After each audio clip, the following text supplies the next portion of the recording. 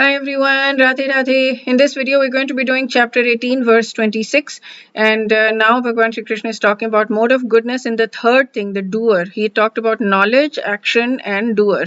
So now he talked about knowledge and action in the modes of goodness, passion, and ignorance. And now he's talking about the doer in the mode of goodness in the next two verses, passion and ignorance as well.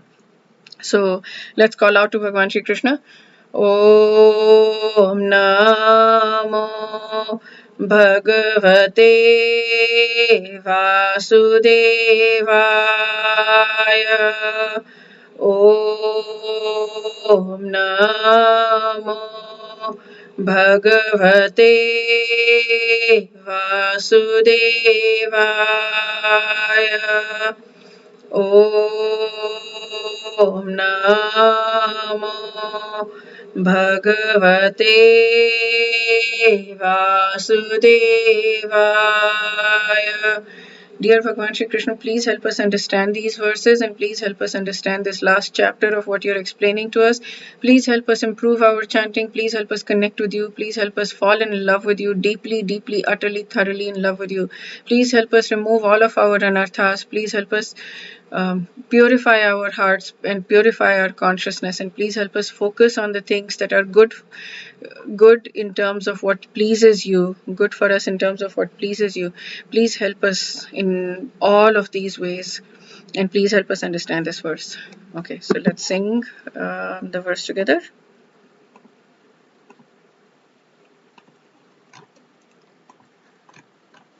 मुक्तसङ्गो नहं वादी धृत्युत्साहसमन्वितः सिद्ध्यसिद्ध्योर्निर्विकारः कर्ता सात्विक उच्यते.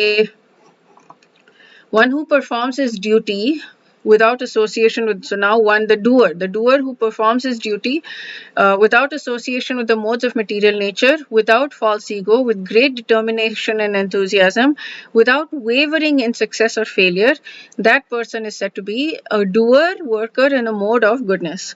So a person in Krishna consciousness is always transcendental to material modes. He's transcendental means he's even beyond the mode of goodness.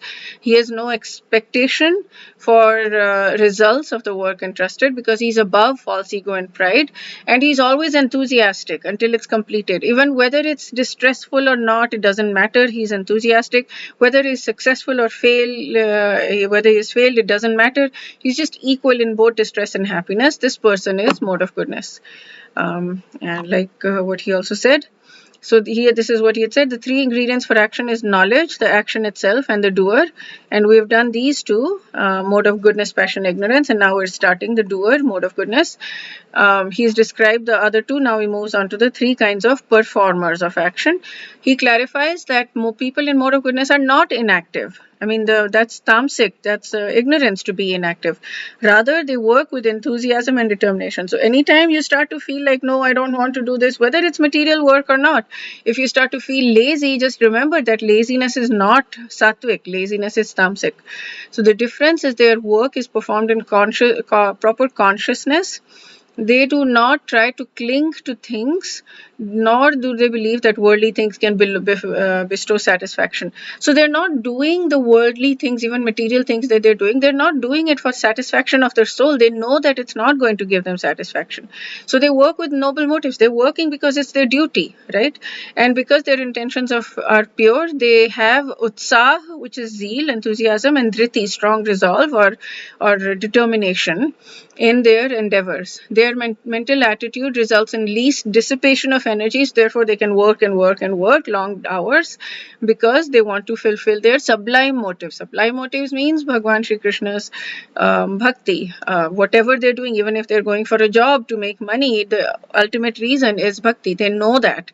They know that the only thing that they care about is Bhagavan Shri Krishna, is bhakti. Therefore, they are able to work tirelessly and they may accomplish great things. Even if they may accomplish huge things, they don't have any ego and they just give all credit for their success to God. And you'll hear a lot of people do that in the temple, you know, it's not me, it's Guru, it's not me, it's God or whatever. But there is a real real thing to it. Matlab, there is, I don't know about everyone, but there is definitely a real thing to it, where you can say, okay, when you can start to see, okay, this thing that I did, this idea that popped in my head, this idea was not my idea. This idea came from Krishna, right? I did not give myself this idea. I don't have the ability to give myself this idea. This idea popped into my head just at the right time. Like yesterday, I wanted to go for a class. I mean, there's this one person's class that I absolutely love, and I thought it was over. It was a series of 5 classes. I thought it was over, and so yesterday I didn't have any plans to go for it at all. And then there was this message, some random message, not in the right group, but in a different group that I happened to see at exactly 6 o'clock, and the class was exactly starting at 6 o'clock. And I ran and I managed to attend the class. It was a 2-hour class, so I missed just the first 10 minutes, but then I managed to attend it.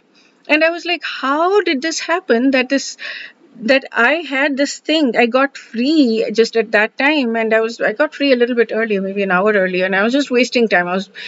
My thing is I watch reels, I watch personal growth related reels, but it's just my mind's way of spinning, overthinking, spinning, trying to find solutions.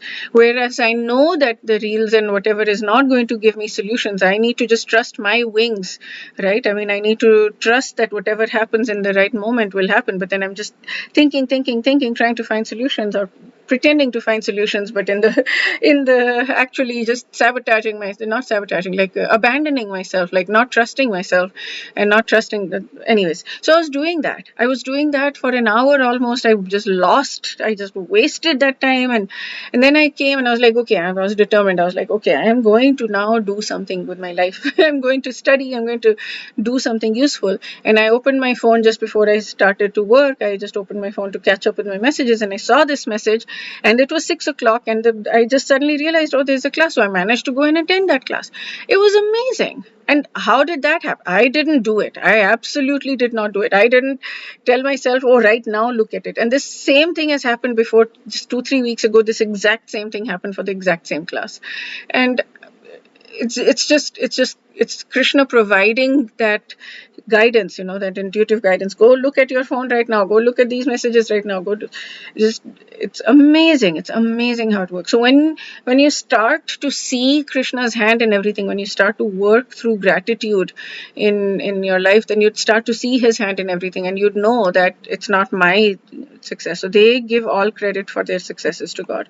And this is the 247 verse as well, Karmanya Vadikaraste, which I struggled with for a while, but I think now I understand. So yeah, at least I understand deeper. So it's great. Okay, so yeah, that's it for this verse. We'll do chapter 18, verse 27 in the next video. Wish you a day filled with lots and lots of spiritual growth and Bhagwan Shri Krishna's grace, and wish you feel his love and shelter. Wish you to actually feel it, because he gives us love and shelter every moment of our lives. He's giving us, he's there with us, but we're not feeling it because we've covered ourselves with 30 miles of anarthas. So wish you glimpses or deepening of seeing and feeling that love and shelter from him. Wish you a beautiful day. Radhe Radhe.